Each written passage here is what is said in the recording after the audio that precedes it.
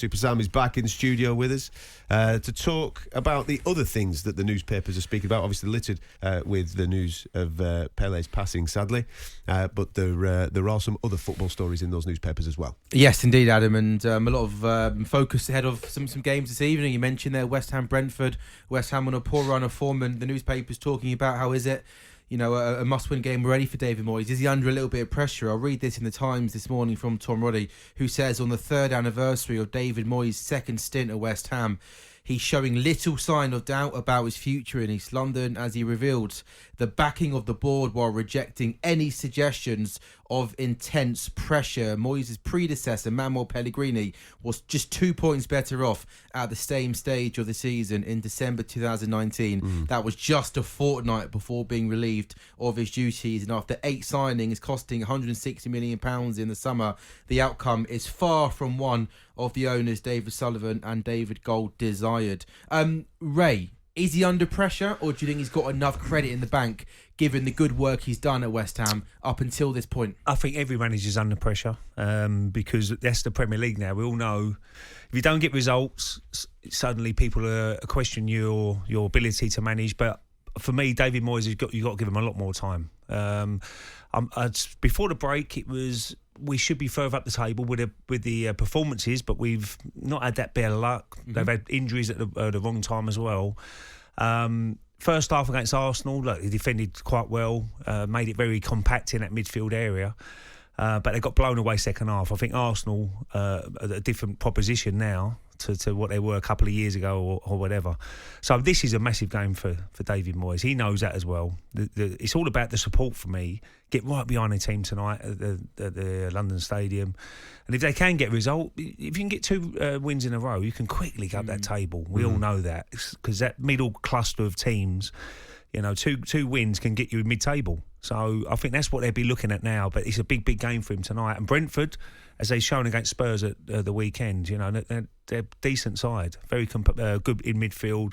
You've got good strikers up front as well who can really hurt you. Ivan Toney's on fire at the moment. So, yeah, it's going to be a tricky game for West Ham tonight. The adverse of that, you're right in what you're saying, a couple of wins, because it's really tight. I think everybody's just thinking the same. If we can get a couple of wins under our belt, then we can shoot up that table. Absolutely. But it's hard to get. It's hard to get. But if it goes the other way, they could by the end of the weekend be in the bottom three, in the bottom 3, and that is not a good look. Like what you've just said there, Sam. Obviously, they had a wonderful season last season. They've tried to invest in that to obviously capitalise on it and kick themselves forward. They spent a lot of money. Yeah, they have. For the first time. I mean, and they've not done that traditionally. They have spent a lot of money in that last window. So I think there is major pressure on him. I think certain players have not really been as good, have they? I think they overachieved maybe last year. I think like players like Souček has been nowhere near. They were in their successful run last year. These guys were performing, weren't they, week in, week out? But you look at that team on paper, it's full of international players: Scamacca, Paquetá, Bowen, Rice. And so I think you're right. I think he is under pressure, Adam.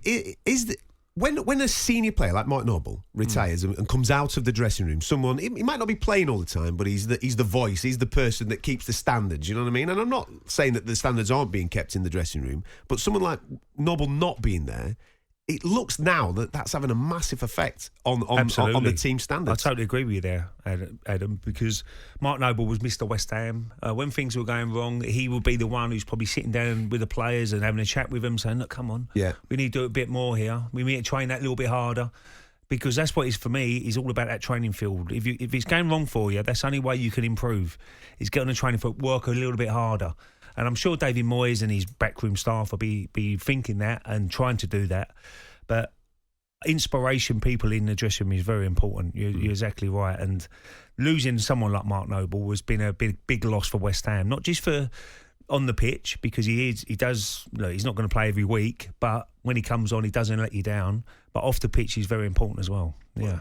When you were coming through, those senior players like that held you to account? Well, Tony Adams, we had people like Tony, and right through the spine of the team, really. Yeah. You look at it, you had Davy Seamans in goal, Lee Dixon's, Winterburn, Steve Bold. They don't have to speak too much, but you just see how they operate, and I've got to. They've done the job for the manager. Yeah, that's what I'm trying to. If you wasn't doing your job in that on the pitch for your team, you'll get hammered by the players around you. Where probably it's a little bit different these days, I should imagine. It's not like that as much. Managers got to have that little bit of impact as well.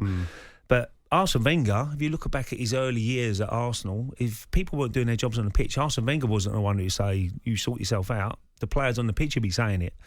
And you have to really back your ideas very quickly or you'd lose the game. And because when you don't do your job in the team, you affect other players. And that's what people have got to do. Everybody's got different roles in the team. Yeah. You know, I was probably more of a ball winner.